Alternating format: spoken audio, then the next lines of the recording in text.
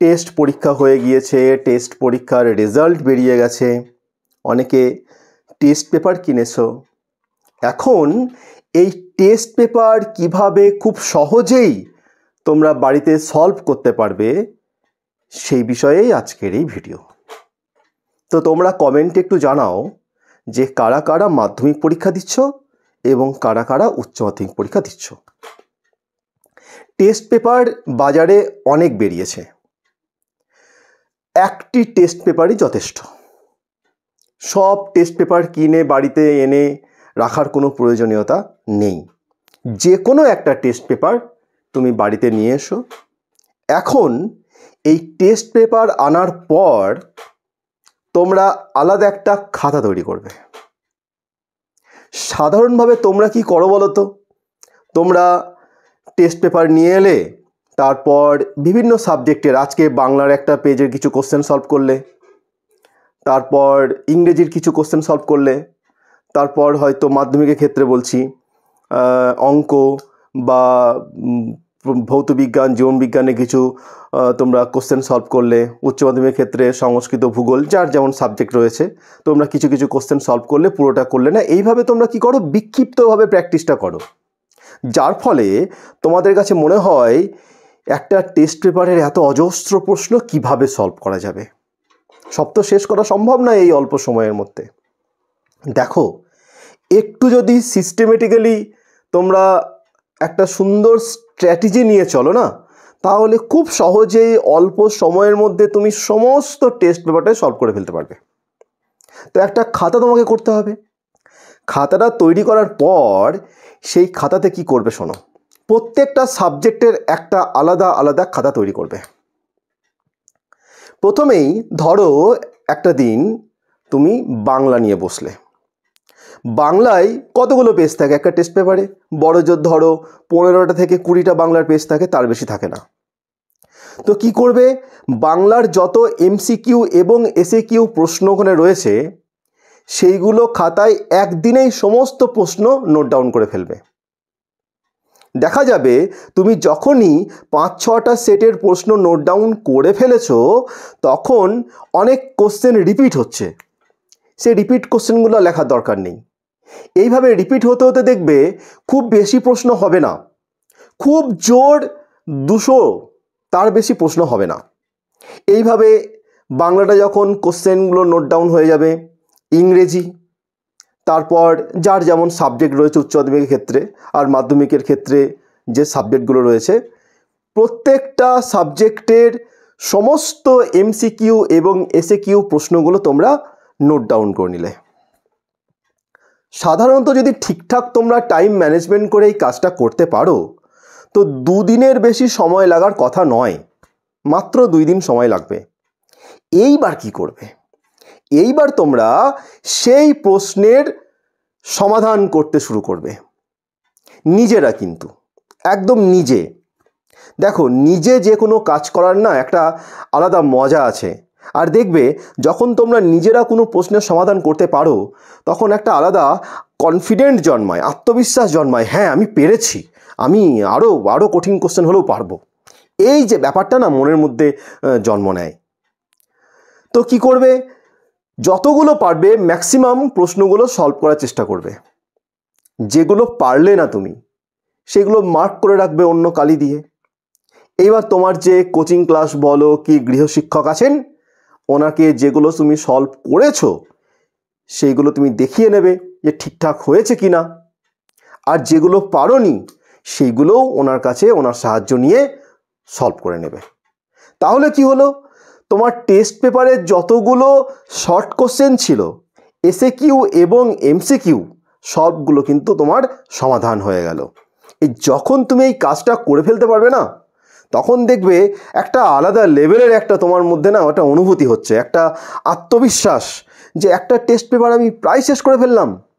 এইবার আসি বড় প্রশ্নের ক্ষেত্রে বা মাধ্যমিকের ক্ষেত্রে সম্পাদ্য, উপপাদ্য, এরকম অনেক বিষয় আছে সেগুলোর ক্ষেত্রে, বা জীবনবিজ্ঞানের ছবি, ভূগোলের বিভিন্ন ছবি, ভৌতবিজ্ঞানের বিভিন্ন ছবি, এগুলোর ক্ষেত্রে। এই যেসব সাবজেক্টের ছবির ব্যাপারগুলো রয়েছে সেইগুলো আলাদা করে সমস্ত একটা লিস্ট বানাবে। ওই একই দেখবে 4-5টা সেট যখন তুমি পার করে ফেলেছো তখন কমন পাবে। এক একটা সাবজেক্টের খুব জোর, ধরো জীবনবিজ্ঞানের যে ছবি আসে দেখবে খুব জোর 5টা থেকে 6টা বেশি ছবি তোমার হবে না, এরকমই হয় সাধারণত, 2-1টা কম বেশি হতে পারে।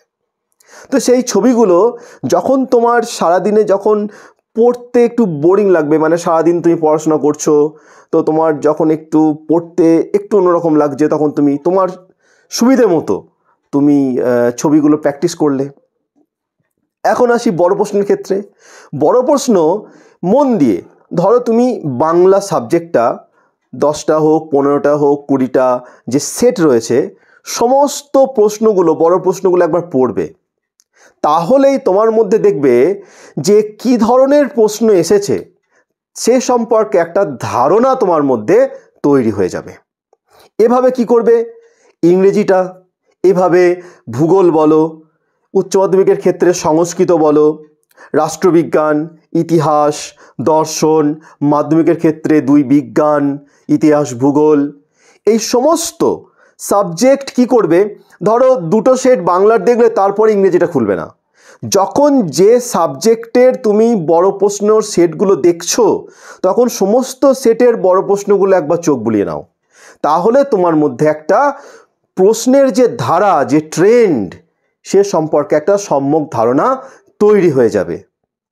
তাহলে কি হলো, তোমার একদিকে যেগুলো শর্ট প্রশ্ন এমসিকিউ এবং এসএকিউ যেগুলো তোমার নম্বরটাকে বাড়াতে সাহায্য করে সেইগুলো পুরোপুরি সলভ হয়ে গেল, বড় প্রশ্ন সম্পর্কে তোমার একটা ধারণা তৈরি হয়ে গেল।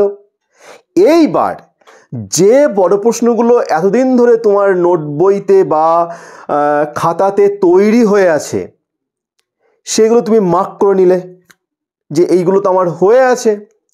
যেগুলো তোমার সলভ করা নেই বা তৈরি হয়ে নেই শুধু সেইগুলো নিজে বইয়ের সাহায্য নিয়ে সলভ করার চেষ্টা করবে। জানো তো, যে কোনো প্রশ্ন সেটা শর্ট প্রশ্ন হোক কি ব্রড প্রশ্ন, নিজে সলভ করার একটা অনেক ভীষণভাবে লাভজনক বিষয় রয়েছে। কীরকম, ধরো তুমি একটা প্রশ্ন কোনো একটা পাঠ্য থেকে খুঁজছো, বা ধরো ইতিহাসের কোনো টপিক থেকে একটা প্রশ্নের উত্তর তুমি খুঁজছো, দেখবে ওই প্রশ্নের উত্তরটা খুঁজতে গিয়ে তোমার আরও 2-4 লাইন এক্সট্রা পড়া হয়ে যাচ্ছে। এইভাবে কি হয়, তোমার অনুশীলনটা আরও বেশ পোক্ত হয়ে যায়। কিন্তু কখনোই এমন করো না, ধরো তোমার কোচিং ক্লাসের টিচার বা গৃহশিক্ষক তোমাকে বাড়ি থেকে কোনো প্রশ্ন সলভ করে আনতে দিল, তুমি কি করলে, টেস্ট পেপারের শেষ দিকে এমসিকিউ বা এসএকিউ এর যে উত্তর দেওয়া থাকে সেইগুলো জাস্ট দেখে দেখে টুকে নিয়ে চলে গেলে। এটা কিন্তু তোমরা করবে না। এতে কি হবে, সেই নিজের পকেটে টাকা চুরি করে আনন্দ পাওয়ার মতো বিষয়। এটা কিন্তু তোমার নিজেকেই ক্ষতিগ্রস্ত করবে। তাছাড়া এই টেস্ট পেপারগুলো তো ভীষণ তাড়াহুড়োর মধ্যে বের হয়, অনেক এমসিকিউ এবং এসএকিউর উত্তর ভুল থাকে, মানে ভুল থাকার সম্ভাবনা থেকে যায়।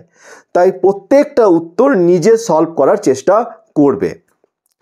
টেস্ট পেপার কিন্তু কখনোই এমন নয় যে এখান থেকে সমস্ত প্রশ্ন সলভ করলাম মানে আমি মাধ্যমিক উচ্চ মাধ্যমিক পরীক্ষাতে একদম 100% কমন পেয়ে যাব, ব্যাপারটা তা নয়। তবে হ্যাঁ, তুমি যদি সমস্ত প্রশ্ন সঠিকভাবে অনুশীলন করতে পারো এবং সেগুলো রিভিশন দিতে পারো তাহলে 98% ক্ষেত্রে তোমার কমন পাওয়ার সম্ভাবনা থেকে যায়। ব্যাপারটা হচ্ছে এই টেস্ট পেপার হলো একটা অনুশীলনের মাধ্যম। যেমন ধরো তুমি বাড়িতে দেখবে কোনো যন্ত্র যদি অনেক দিন অব্যবহৃত থাকে সেটা দিয়ে হঠাৎ কাজ করতে গেলে অনেক সমস্যা হয়। যারা সাইকেল চালাও বা যারা বাইক চালাও, তো দেখবে বাইক যদি অনেকদিন স্টার্ট না দেওয়া হয় সহজে স্টার্ট নিতে চায় না। তো বাড়িতে তোমরা কি করবে, টেস্ট পেপার যে সেটগুলো রয়েছে অন্ততপক্ষে পরীক্ষার আগে পর্যন্ত প্রত্যেকটা সাবজেক্টের 5টা করে মক টেস্ট নিজেই দেবে। কীরকম, ধরো তুমি একদম দুপুরবেলা স্নান টান করে টাইম সেট করে বসে গেলে, চেষ্টা করবে তোমার মাধ্যমিক বা উচ্চ মাধ্যমিক পরীক্ষা যে সময়ে স্টার্ট হওয়ার কথা, যে সময় নির্ধারিত আছে, সেই সময়ে মক টেস্টটা দেওয়ার বাড়িতে। মনে মনে ভাববে আজকে আমি বাংলার মাধ্যমিক পরীক্ষা দিচ্ছি, কি আজকে আমি সংস্কৃতের উচ্চ মাধ্যমিক পরীক্ষায় বসছি, একদম ফাইনাল পরীক্ষায়। তো তুমি টাইম সেট করে বসে গেলে, একদম মনের মধ্যে একটা সিরিয়াস ব্যাপার থাকবে। তো তুমি পরীক্ষায় বসার পর যখনই 3 ঘন্টা হয়ে যাবে, তুমি লেখা বন্ধ করবে, দেখবে তুমি কতগুলো কোশ্চেন পেরেছো, কতগুলো পারোনি। বা এমন হয় অনেক সময় যে সময়ের অভাবে তোমার কতগুলো কোশ্চেন হলো না। অর্থাৎ কি হয়, লেখার যে অভ্যেস, এই লেখার যে গতি, সেটা কিন্তু বৃদ্ধি পায়। তোমাকে যদি প্রথমে একটা পুরনো সাইকেল দেওয়া হয়, তো বলা হয় যে 20 মিনিট এই সাইকেলটা চালিয়ে এসো। পরক্ষণে যদি একটা নতুন সাইকেল দেওয়া হয়, বা যে সাইকেলটা রোজ চালানো হয় সেই সাইকেল দেওয়া হয় এবং বলা হয় 20 মিনিট চালিয়ে এসো, দেখবে দ্বিতীয় ক্ষেত্রে তোমার অতিক্রান্ত পথ অনেক বেশি। অর্থাৎ টেস্ট পেপার একটা মক টেস্টের এবং অনুশীলনের মাধ্যম। প্রত্যেকটা বিষয়ের অবশ্যই 5 থেকে 6টা মক টেস্ট তোমাকে দিতেই হবে, আর বারংবার রিভিশন করতে হবে। নতুন করে পড়া এবং সেটাকে বারংবার রিভিশন দেওয়া, এটাই হচ্ছে সফলতার মূল মন্ত্র।